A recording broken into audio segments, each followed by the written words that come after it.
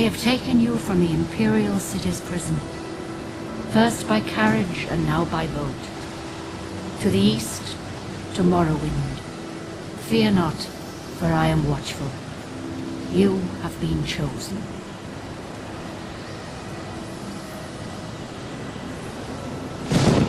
Wake up. We're here. Why are you shaking? Are you okay? Wake up. Stand up. There you go. You were dreaming. What's your name?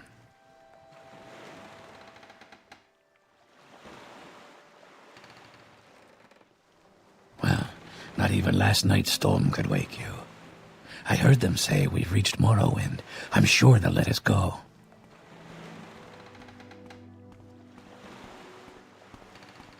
Quiet. Here comes the guard. This is where you get off. Come with me.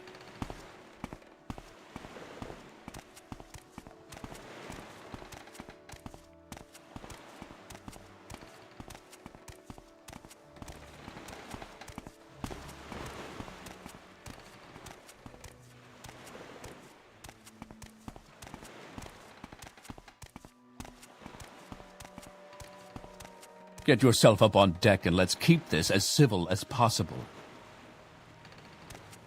The sooner you leave, the sooner we can move on.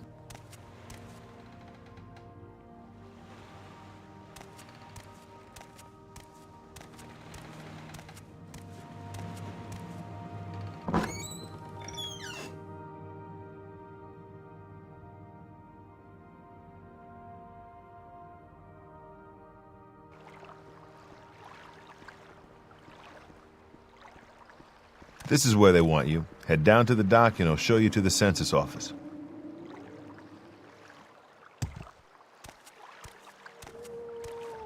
You finally arrived, but our records don't show from where.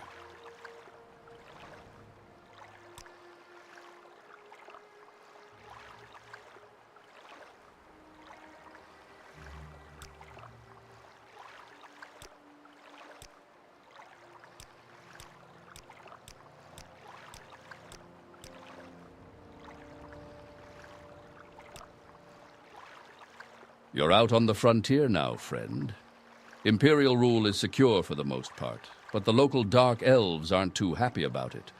Please, follow me up to the office, and we'll finish your release.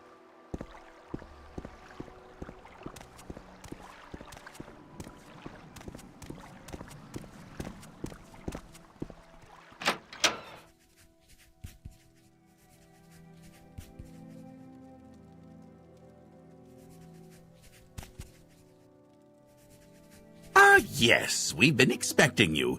You'll have to be recorded before you're officially released. There are a few ways we can do this, and the choice is yours.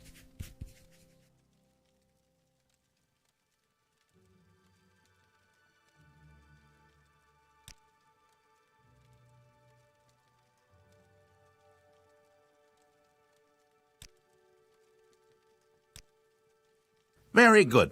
The letter that preceded you mentioned you were born under a certain sign. And what would that be?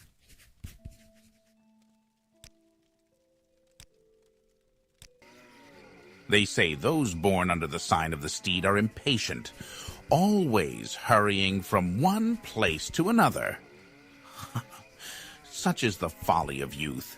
Now, before I stamp these papers, make sure this information is correct.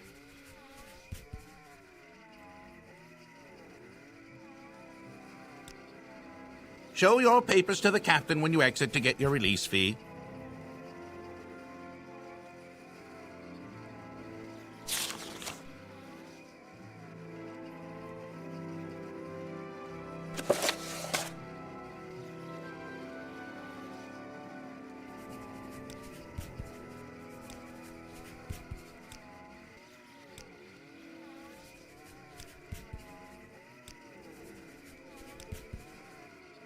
Continue through to the next building and talk to Celisgravius.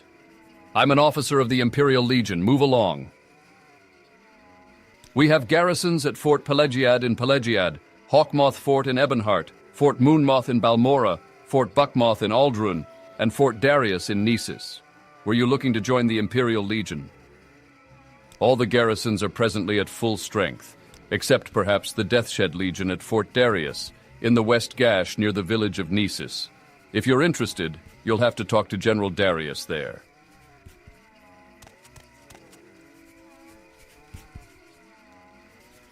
Gods, not the limeware! No, that platter was a gift! Stop! That's our best limeware!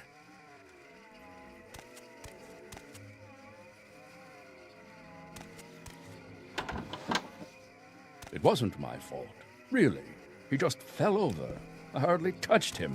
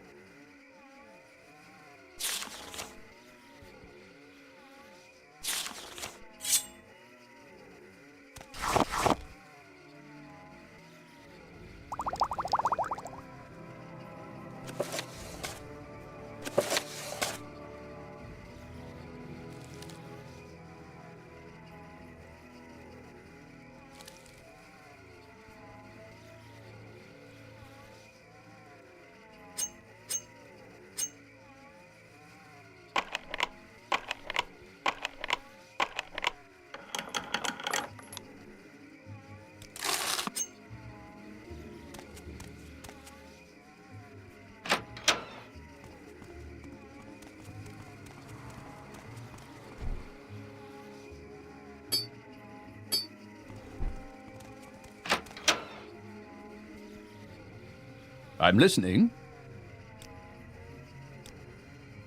Yes, Uriel Septim is still the Emperor. According to my instructions, he personally authorized your release from prison and your delivery here.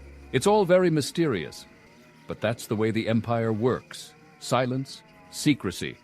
Let not the left hand know what the right hand is doing.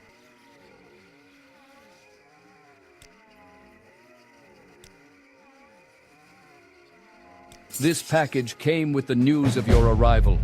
You are to take it to Caius Cosades in the town of Balmora. Go to the South Wall Corner Club and ask for Caius Cosades. They'll know where to find him. Serve him as you would serve the Emperor himself. I also have a letter for you and a dispersal to your name. Balmora is north of Seda Neen. The road passes Pelagiad Village and Fort Pelagiad, crosses a deep ravine, passes Fort Moonmoth, then turns west across the Odai River and into Balmora. The South Wall Corner Club is in southeast Balmora on the east side of the river. For more detailed directions, talk to Elone the scout at Aril's Trade House here in Seda Neen. But take my advice. You're new here. Take the Silt Strider to Balmora. Fast, cheap, safe. Cross the bridge and head east. Can't miss it. Silt Striders carry passengers and cargo between settlements on Vvardenfell. Fares depend on distance to be traveled. Silt Striders are giant insects. A compartment for passengers and cargo is hollowed from the creature's shell. The driver directs the beast by directly manipulating exposed organs and tissues. Silt Striders travel between Aldrun, Balmora, Seda Neen, Suran, Gnesis, Molag Mar, Margan, and North Landing near Vivek. I am a knight-errant of the Order of Ebonheart, and an Imperial emissary attached to the Census and Excise Office here in Seda Neen. I'm proud to be an Imperial. Through our legions and rule of law, we've brought peace and civilization to the provinces of Tamriel. Report to Caius Cosades in Balmora. I can't tell you where to find him, but you are to go to the South Wall Corner Club and ask for him. Someone there can direct you to him. You know your duties. Take that package to Caius Cosades in Balmora.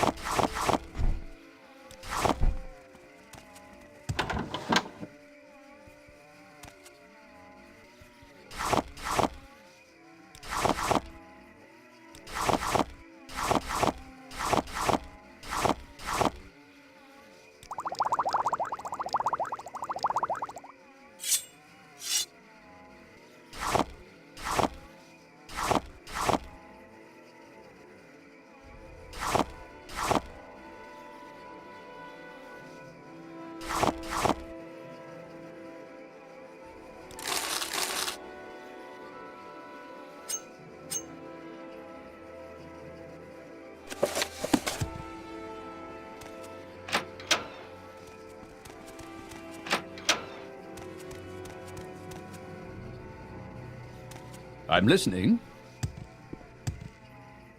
I am Celis Gravius. My background is not important. From time to time, it is my duty to welcome certain visitors to Morrowind. I am Celis Gravius. My background is not important. From time to time, it is my duty to welcome certain visitors to Morrowind. Bards. Now there's a profession worthy of absolutely nothing. Piece of the Nine to you.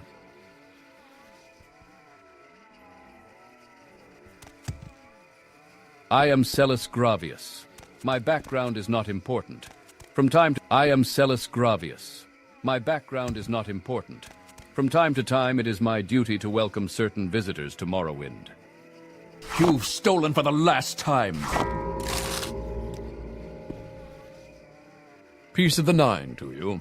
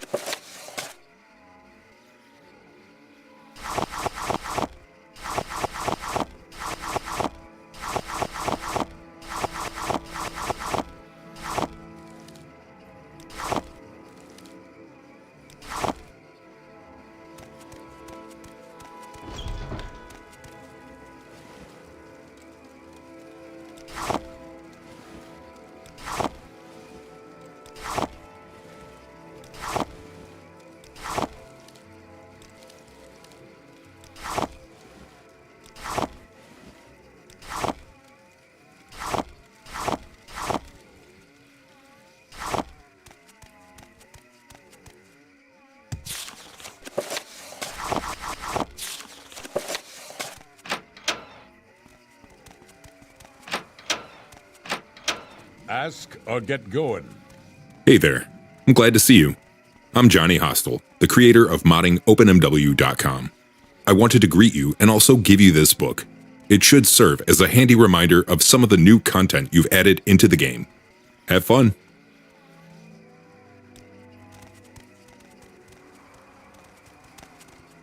Are you the one that boat dropped off? Odd to see a boat arrive at that time of the day. Hope the Imperials treated you okay. I swear they took my ring. I swear one of the guards has it. I had it last week before their weekly Let's Shake Down Fargoth ritual. An engraved healing ring, family heirloom of mine. You haven't seen it, have you? You found it! Amazing! Thank you, thank you. You are now my favorite friend. I'll be sure to tell the others, especially my friend Ariel, who runs the trade house here. Go see him. He'll be happy to see you now.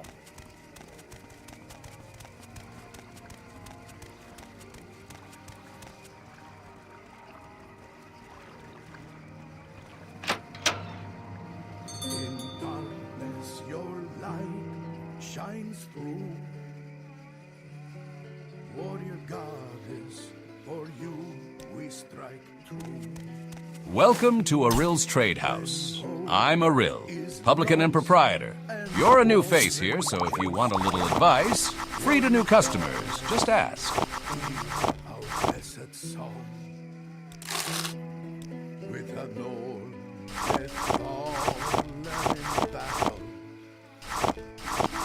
Warrior goddess, guide us through shadow. Grant us courage to fight and sharpen our swords. Warrior goddess, mother of Lord.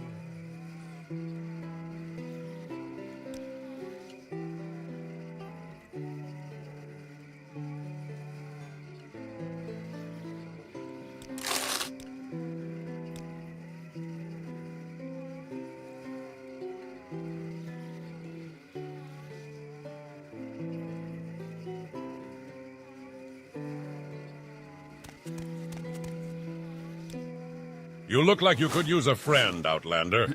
Perhaps I can be your friend. I'd like you to help me recover some gold.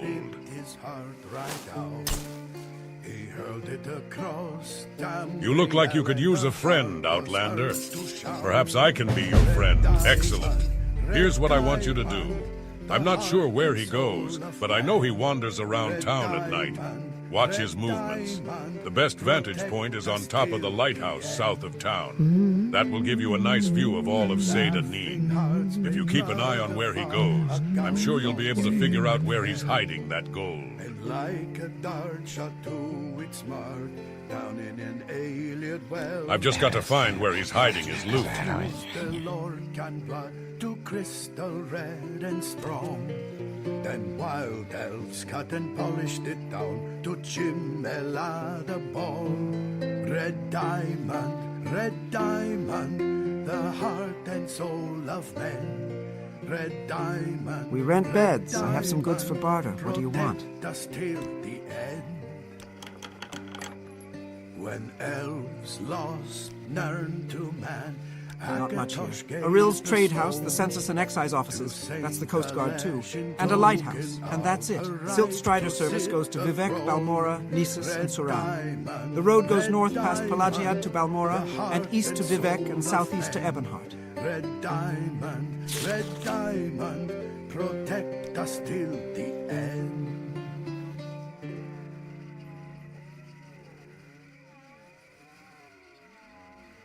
When Akatosh slew Lorcan, he ripped his heart right out.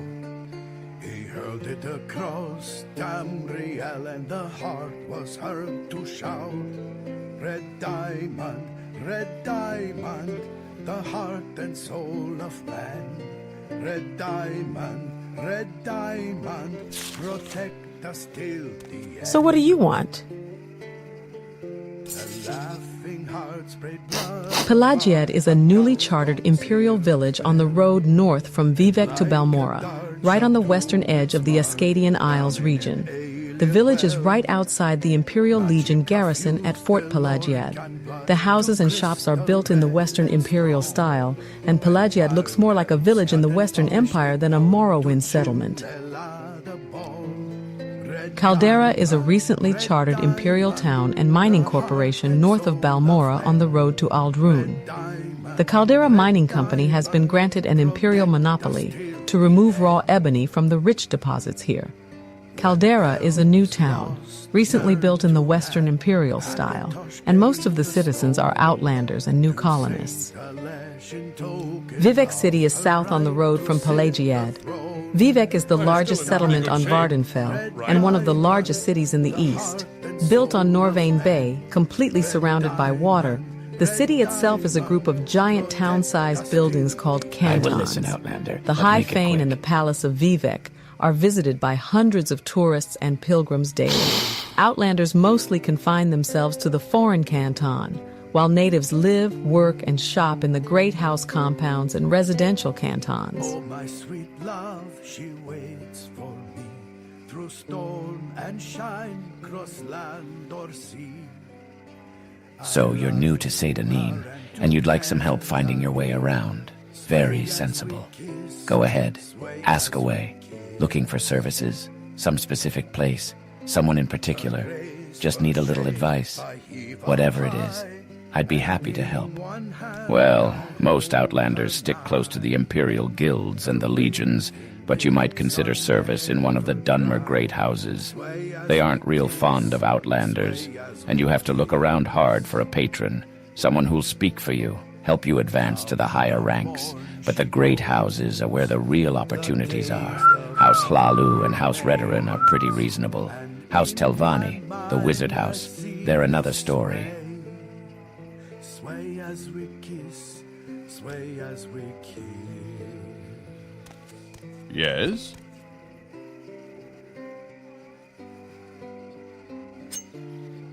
What was that? He is a hard man.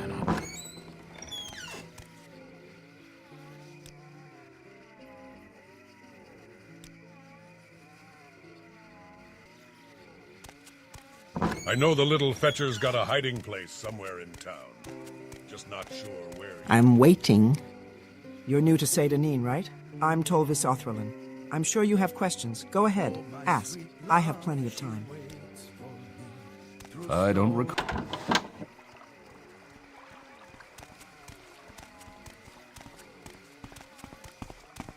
I suppose it is my duty to help those less fortunate than myself. These dark elves are a grim bunch. No fun at all. Yes, what do you want? If you're looking to get out of Seyda, I'll be happy to give you a little advice. New here? Take the Silt Strider to Vivek or Balmora. Fast and cheap. No trouble with wild animals. And smugglers and bandits. And outlaws. Thanks again for returning my family ring. Over the Strider Port. Over the bridge Glory and honor, Emperor and Empire. Sent you.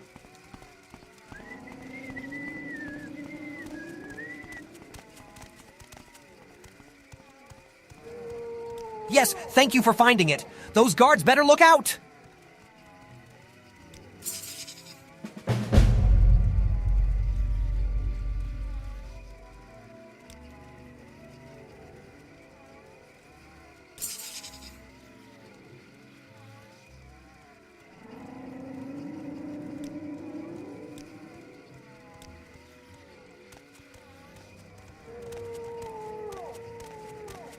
Thanks again for returning my family ring.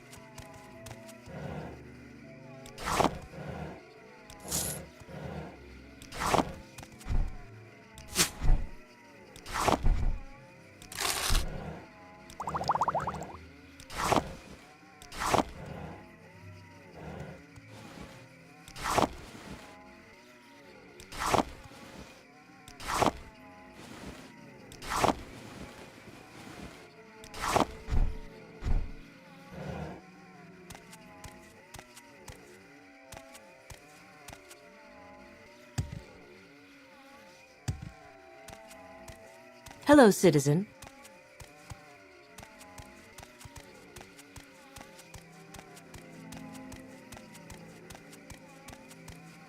Speak freely, friend.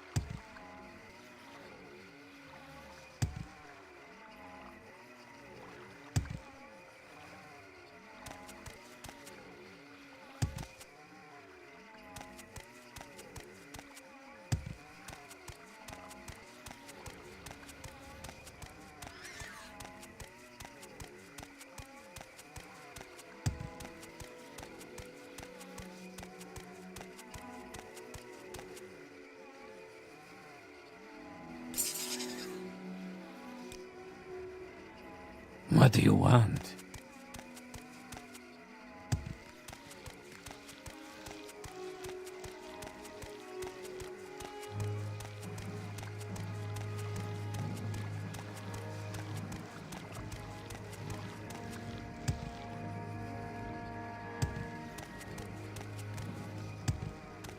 Build a man a fire, he'll be warm for a day. But you set a man on fire, he'll be warm for the rest of his life.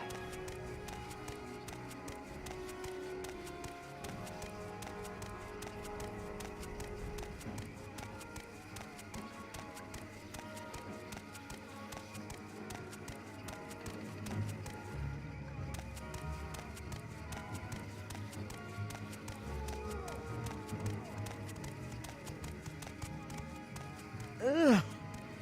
Disgusting.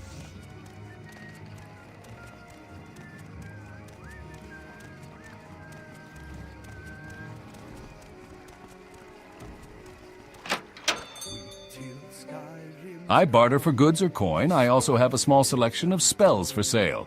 You want a little advice? That's free. That's all that's free. We hunted the Wamasu in Black Marsh's glades. We three hearts had no need for blades.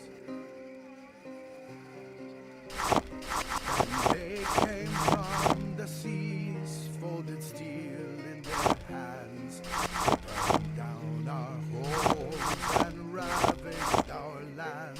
Akaviri brought nothing but bloodshed and lies. Our families were slain.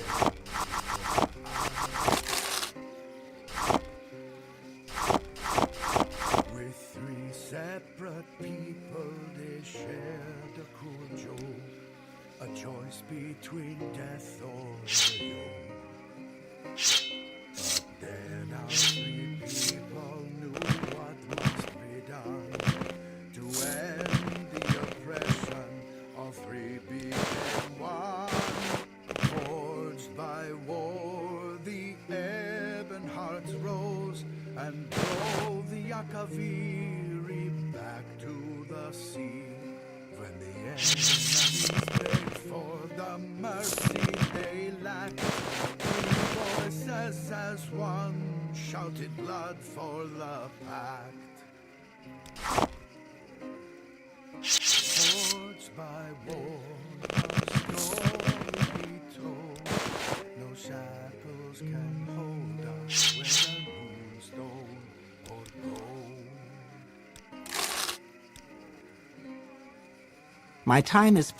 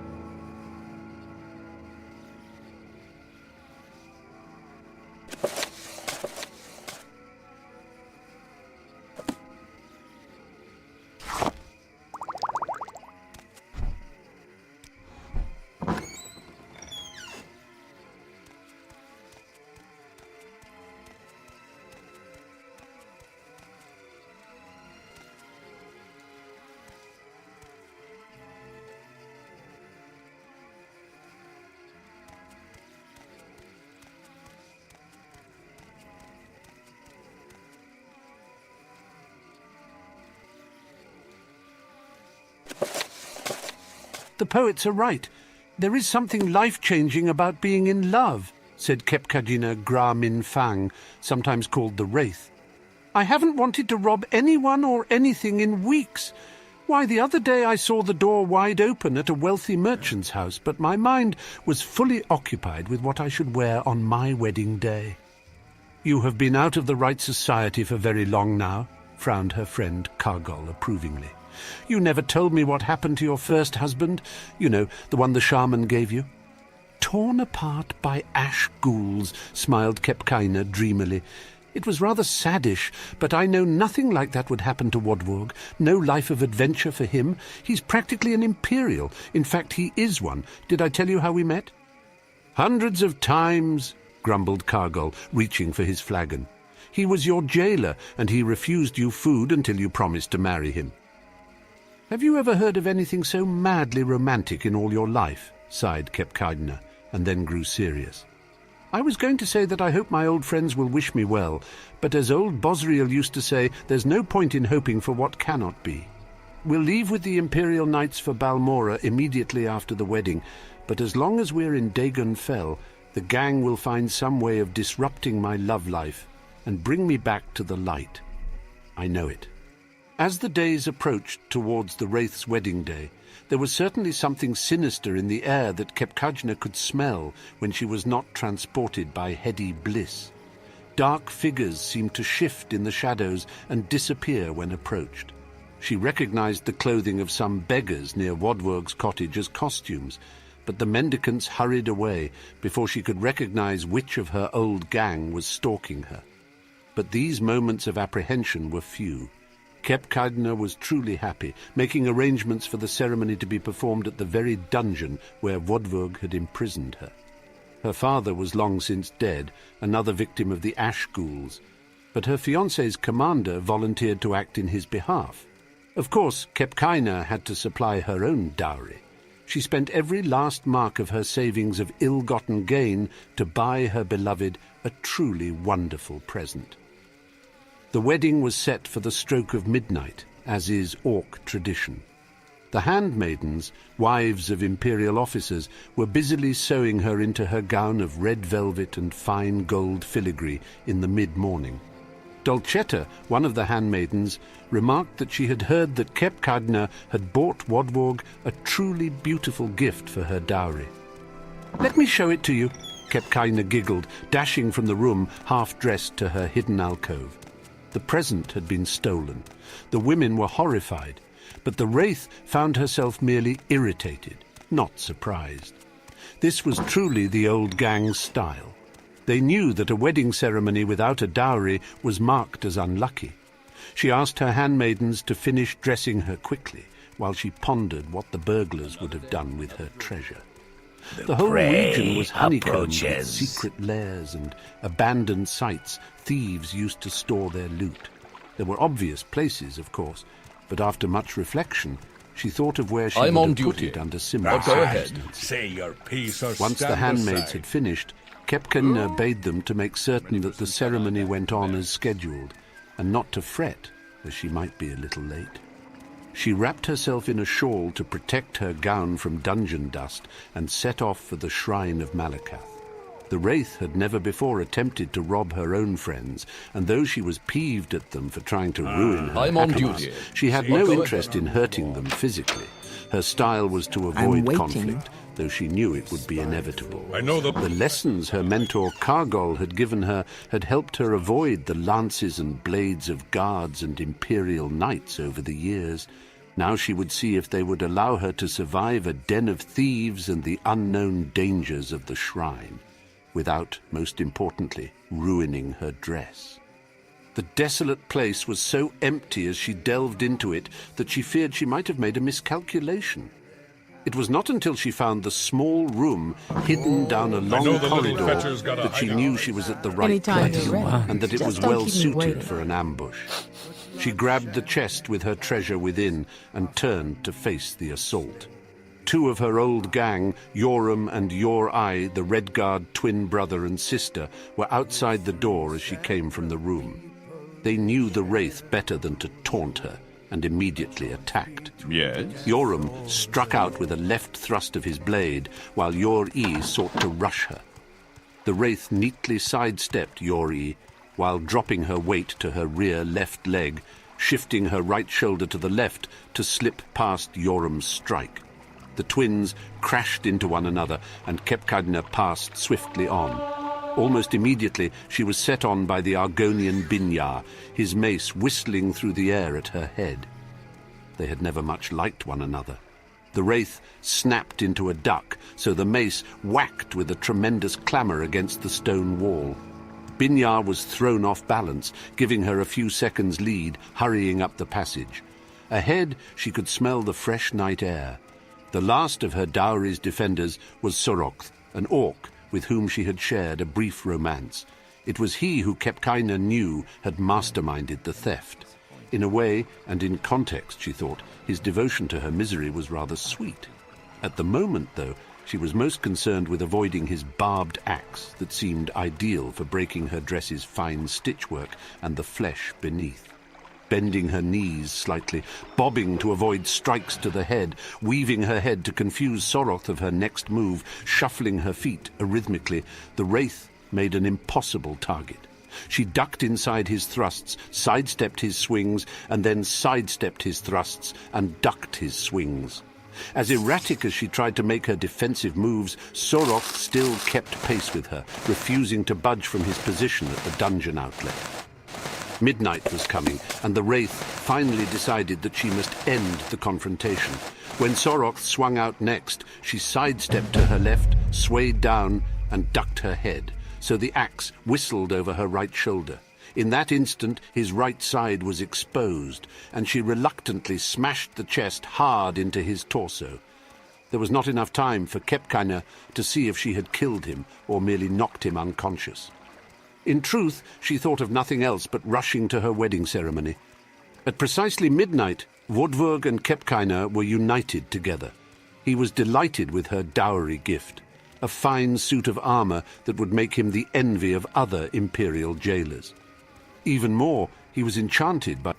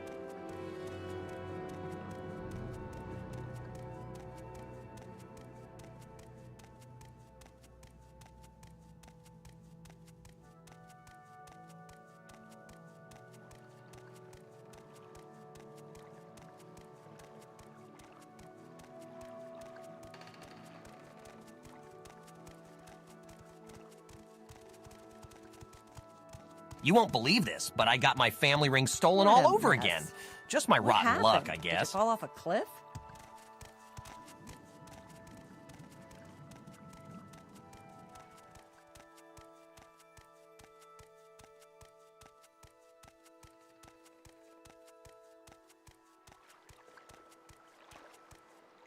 We make a special trip just for you. Same low price.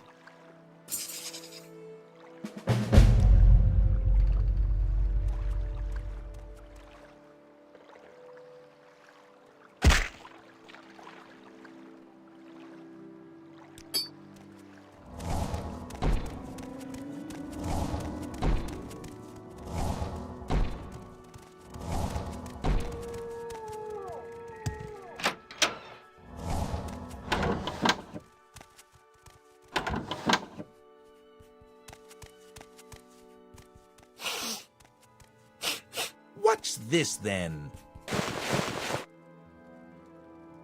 Murdered? What a waste. You did? How odd that he was murdered but not robbed. Your honesty is appreciated, I can tell you that. I won't forget this. In fact, if you're looking for some money for yourself, I'd like to see the murderer of Processus punished. Killing an emperor's tax collector is punishable by death. Find his murderer, bring him to justice, and the Census and Excise Office will pay you 500 septums.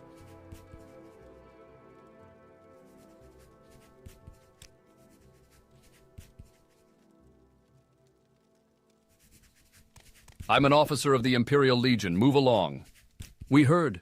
He was a good man, and his murder should be avenged.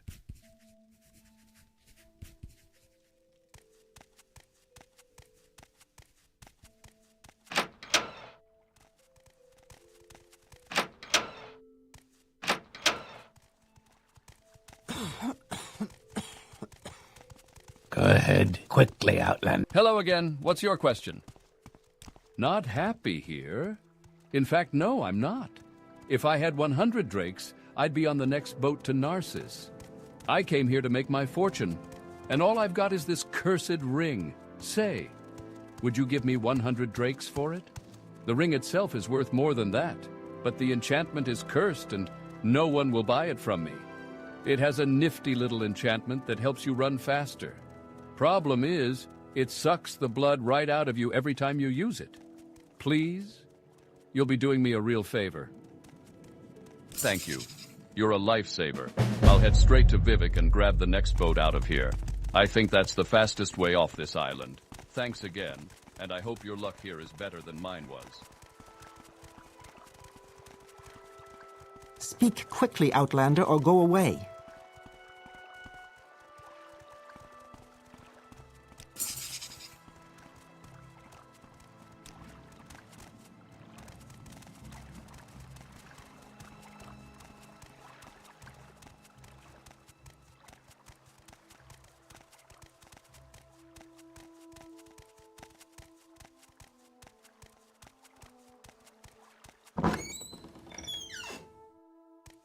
I'm waiting. Processus murdered! No! Tell me it's not so. He was the gentlest man I've ever met. He and I had become so close in the past few months. I don't know what I will do without him.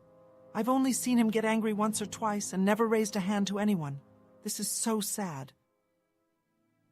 Well, not even angry, I suppose. I saw him arguing once with foreign Gilnith about his taxes. He thought Processus had been levying too much and skimming off the top for himself. Ridiculous! Processus wouldn't have done such a thing, I'm sure of it. Please find out what happened, friend. And if you find out what became of Processus's ring, it would ease my heart. I gave him the ring many months ago, and it was dear to him. I would like it to remember him by.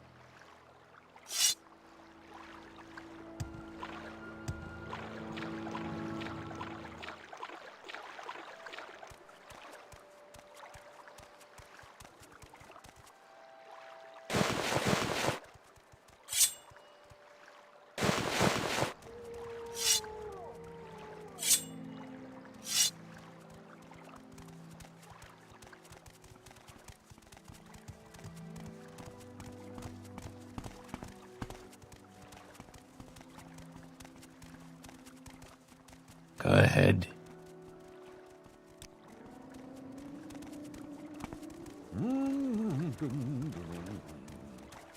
My time is precious, so make it quick.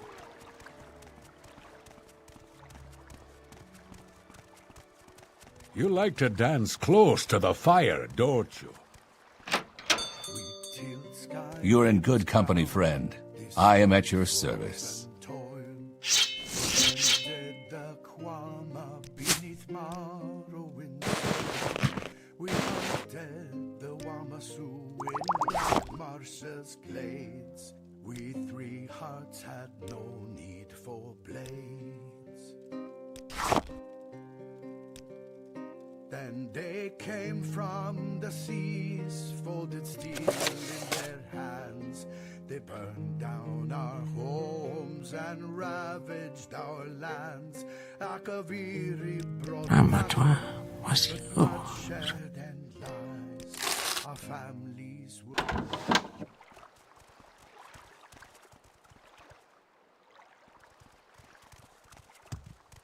There's someone watching me.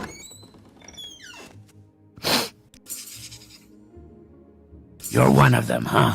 Come to kill me? Well, give it your best shot. I've no problem spilling more of the blood of the Emperor's lackeys.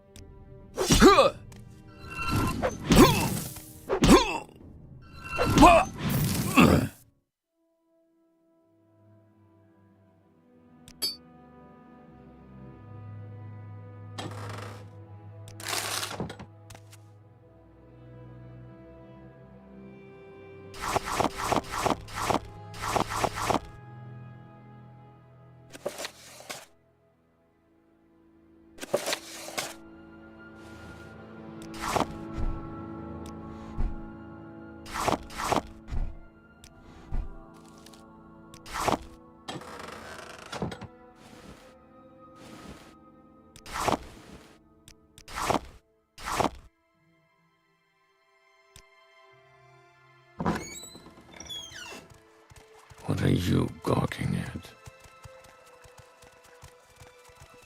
You like to dance close to the fire, don't you?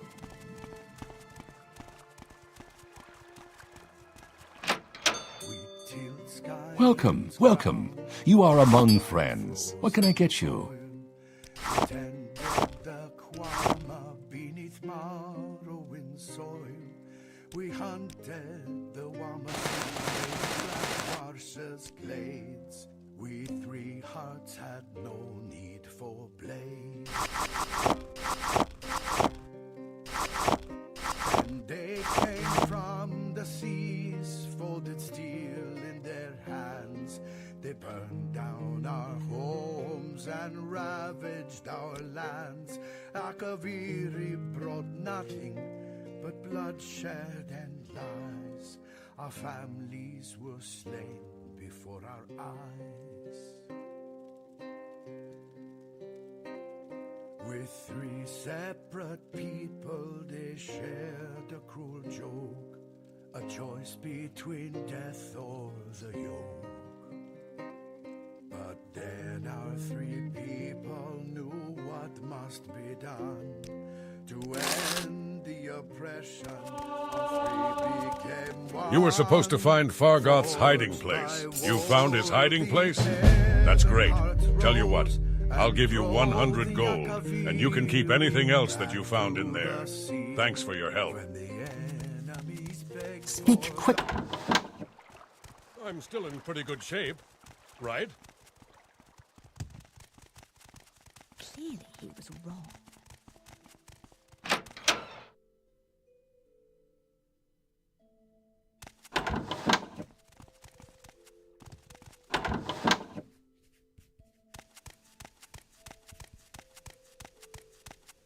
What's this about?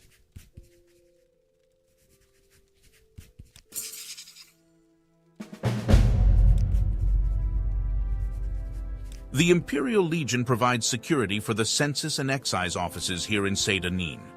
The troopers you see here are assigned to guard duty here, and the troopers outside in Seyda-Neen, they're guards, officers of the law. Do I drop the sweet roll or hand it over?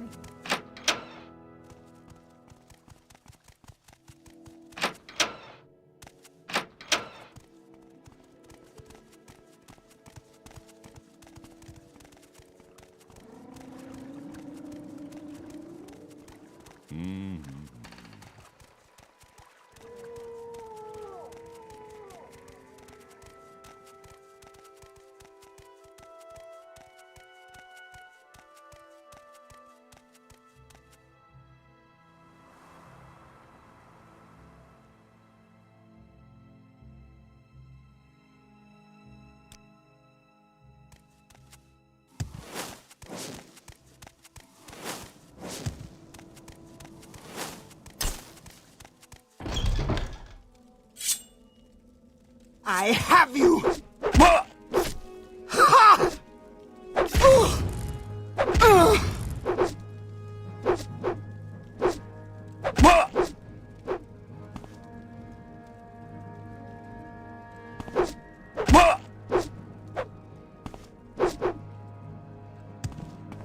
Die!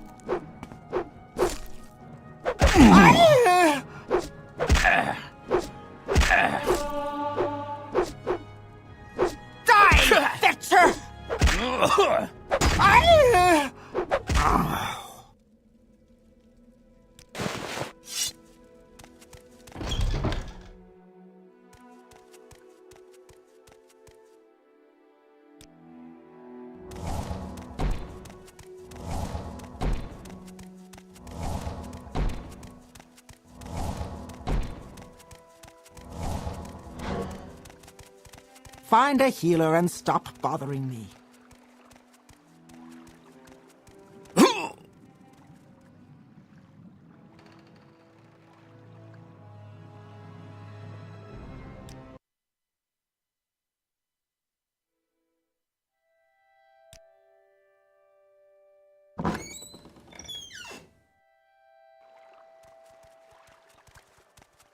I will listen, Outlander, but make it quick.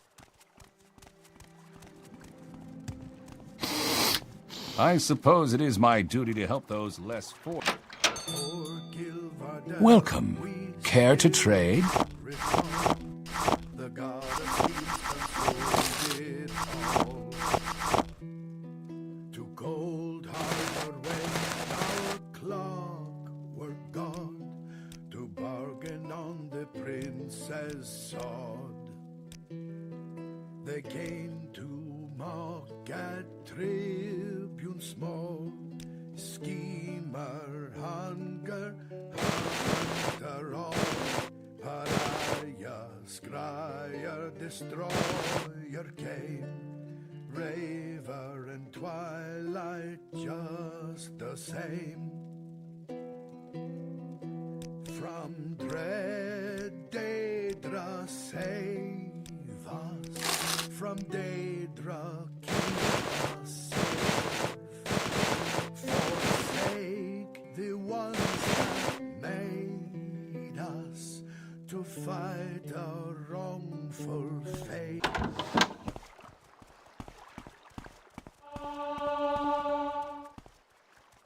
I'm late for an appointment. He was wrong. Yet I do think he meant well.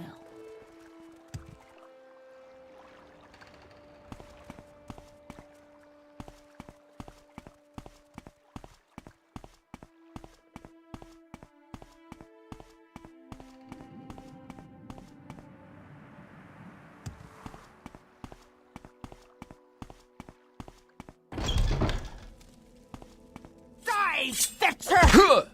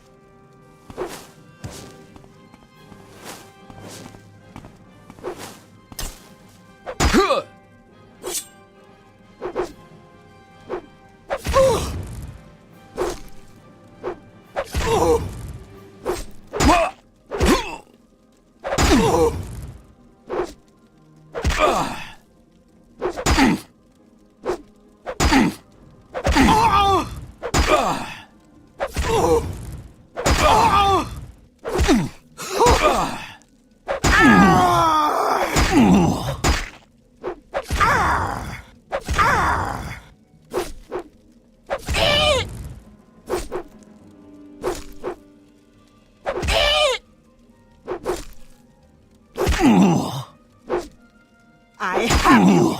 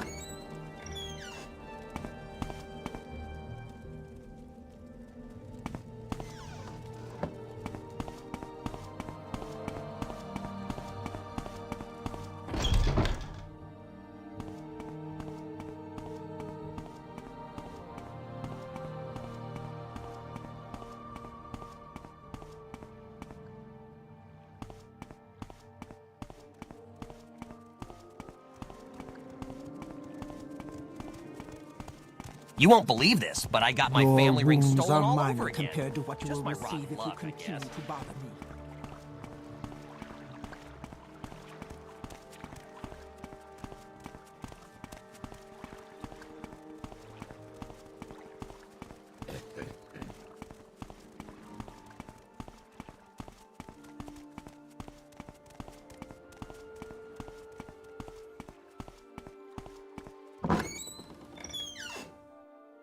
Your wounds are mine. No, go ahead. I hope I can help. What's your question?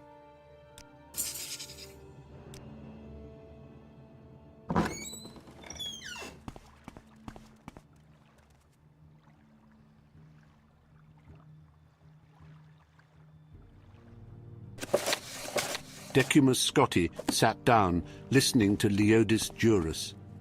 The clerk could hardly believe how fat his former colleague at Lord Atreus's building commission had become.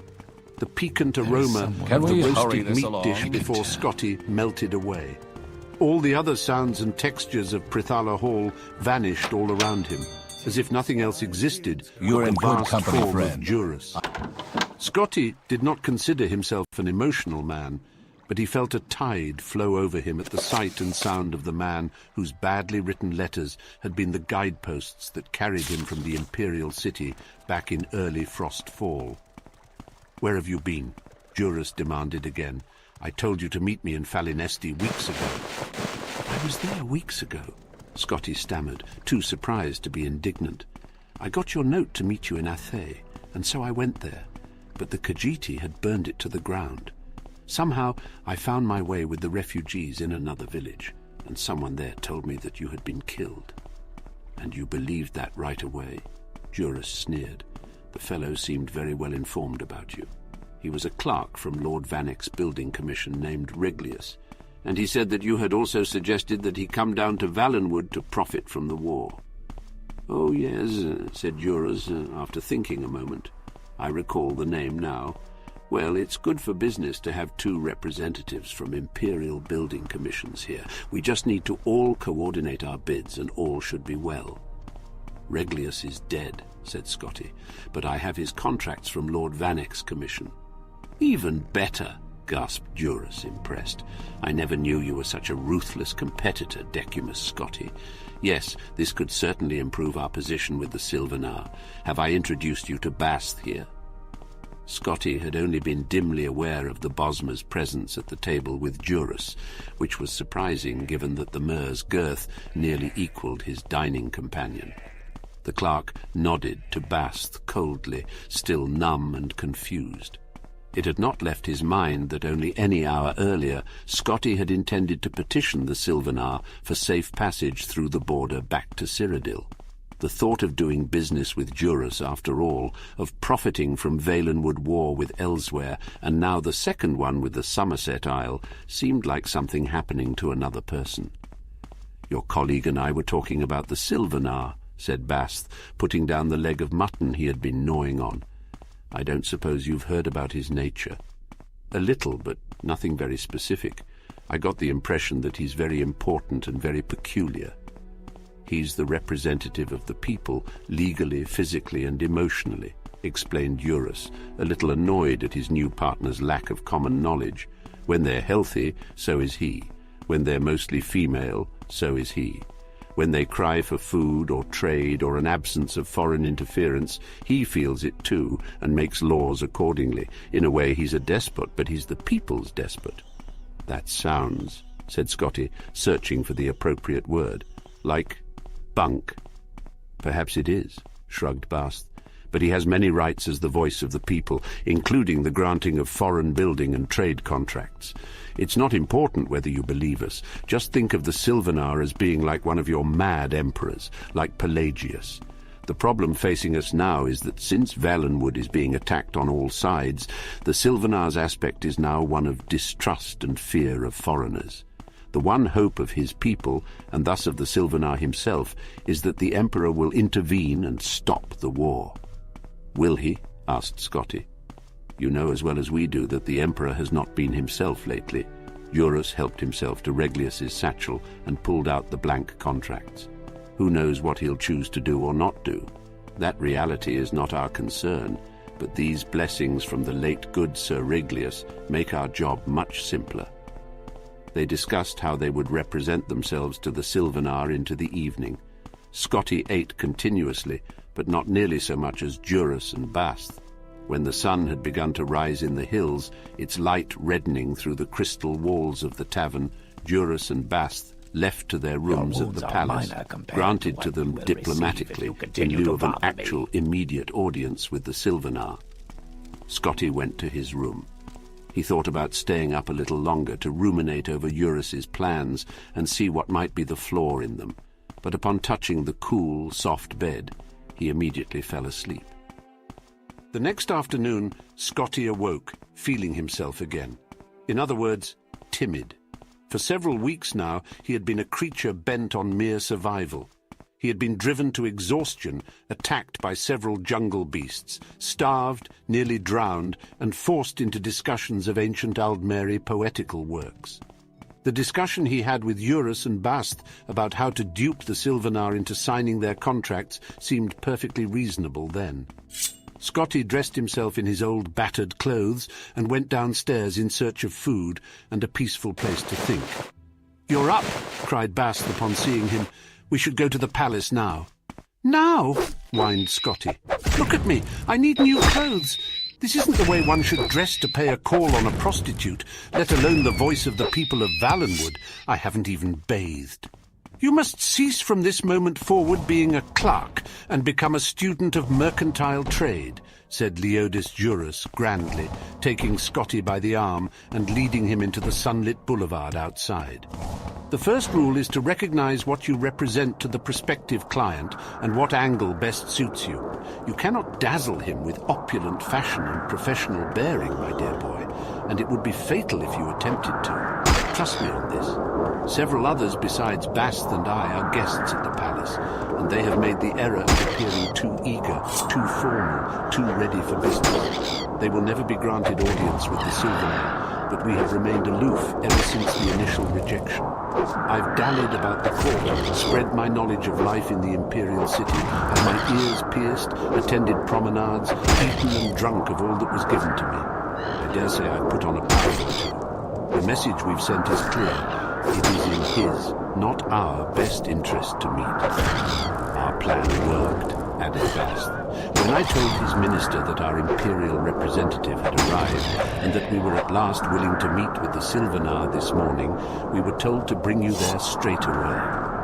"Aren't we late then?" asked Scotty. "Very," laughed Juris. "But that's again part of the angle we're representing, benevolent disinterest. Remember not to confuse the Silvenar with conventional nobility. His is the mind of the common people. When you grasp that, you'll understand how to manipulate him." Juris spent the last several minutes of the walk through the city expounding on his theories about what Valenwood needed, how much, and at what price. They were staggering figures, far more construction and far higher costs than anything Scotty had been used to dealing with. He listened carefully. All around them, the city of Silvenar revealed itself, glass and flower, roaring winds and beautiful inertia. When they reached the palace of the Silvenar, Decimus Scotty stopped, stunned. Juris looked at him for a moment and then laughed. It's quite bizarre, isn't it? That it was. A frozen scarlet burst of twisted, uneven spires, as if a rival sun rising. A blossom the size of a village, where courtiers and servants resembled nothing so much as insects, walked about it, sucking its ichor. Entering over a bent petal-like bridge, the three walked through the palace of unbalanced walls. Where the partitions bent close together and touched, there was a shaded hall or a small chamber. Where they warped away from one another, there was a courtyard. There were no doors anywhere, no any way to get to the Silvenar, but by crossing through the entire spiral of the palace, through meetings and bedrooms and dining halls, past dignitaries, consorts, musicians, and many guards. "It's an interesting place," said Basth, "but not very much privacy. Of course, that suits the Silvenar well." When they reached the inner corridors, 2 hours after they first entered the palace, guards, brandishing blades and bows, stopped them. "We have an audience with the Silvenar," said Juris patiently. This is Lord Decimus Scotti, the imperial representative. One of the guards disappeared down the winding corridor and returned moments later with a tall, proud Bosmer, clad in a loose robe of patchwork leather. He was the Minister of Trade. The Silvenar wishes to speak with Lord Decimus Scotti alone. It was not the place to argue or show fear, so Scotti stepped forward, not even looking toward Eurus and Bast. He was certain they were showing their masks of benevolent indifference. Following the minister into the audience chamber, Scotti recited to himself all the facts and figures Eurus had presented to him. He willed himself to remember the angle and the image he must project. The audience chamber of the Silvenar was an enormous dome where the walls bent from bowl-shaped at the base inward to almost meet at the top. A thin ray of sunlight streamed through the fissure hundreds of feet above and directly upon the Silvenar, who stood upon a puff of shimmering grey powder. For all the wonder of the city and the palace, the Silvenar himself looked perfectly ordinary. An average, blandly handsome, slightly tired-looking, extraordinary wood elf of the type one might see in any capital in the Empire. It was only when he stepped from the dais that Scotti noticed an eccentricity in his appearance. He was very short. "I had to speak with you alone," said the Silvenar in a voice common and unrefined. "May I see your papers?" Scotti handed him the blank contracts from Lord Vanek's building commission. The Silvenar studied them, running his finger over the embossed seal of the Emperor before handing them back. He suddenly seemed shy, looking to the floor. "There are many charlatans at my court who wish to benefit from the wars. I thought you and your colleagues were among them, but those contracts are genuine." "Yes, they are," said Scotti, calmly. The Silvenar's conventional aspect made it easy for Scotti to speak, with no formal greetings, no deference, exactly as Eurus had instructed. It seems most sensible to begin straight away talking about the roads which need to be rebuilt, and then the harbours that the Altmeri have destroyed. And then I can give you my estimates on the cost of resupplying and renovating the trade routes. Why hasn't the Emperor seen fit to send a representative when the war with Elsewhere began 2 years ago? Asked the Silvenar glumly. Scotti thought a moment before replying of all the common Bosmeri he had met in Valenwood. The greedy, frightened mercenaries who had escorted him from the border, the hard-drinking revellers and expert pest-exterminating archers in the western cross of Falinesti, nosy old Mother Pascost in Havel's slump, Captain Balfix, the poor, sadly reformed pirate, the terrified but hopeful refugees of Athe and Grenos, the mad, murderous, self-devouring wild hunter Vindisi, the silent dour boatman hired by Griff Mallon, the degenerate, grasping Bast. If one creature represented their total disposition, and that of many more throughout the province, what would be his personality? Scotti was a clerk by occupation and nature, instinctively comfortable cataloguing and filing, making things fit in a system. If the soul of Valenwood were to be filed, where would it be put? The answer came upon him almost before he posed himself the question. Denial. "I'm afraid that question doesn't interest me," said Scotti. "Now can we get back to the business at hand?" All afternoon, Scotti and the Silvenar discussed the pressing needs of Valenwood. Every contract was filled and signed. So much was required, and there were so many costs associated that addendums and codicils had to be scribbled into the margins of the papers, and those had to be resigned. Scotti maintained his benevolent indifference, but he found that dealing with the Silvenar was not quite the same as dealing with a simple, sullen child. The voice of the people knew certain practical, everyday things very well: the yields of fish, the benefits of trade, the condition of every township and forest in his province. "We will have a banquet tomorrow night to celebrate this commission," said the Silvenar at last. "Best make it tonight," replied Scotti. "We should leave for Cyrodiil with the contracts tomorrow, so I'll need a safe passage to the border. We best not waste any more time." "Agreed," said the Silvenar, and called for his Minister of Trade to put his seal on the contracts and arrange for the feast. Scotti left the chamber and was greeted by Bast and Eurus. Their faces showed the strain of maintaining the illusion of unconcern for too many hours.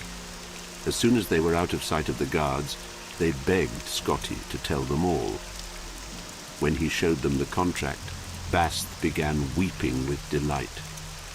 "Anything about the Silvenar that surprised you?" asked Juris.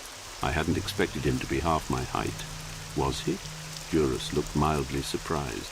"He must have shrunk since I tried to have an audience with him earlier.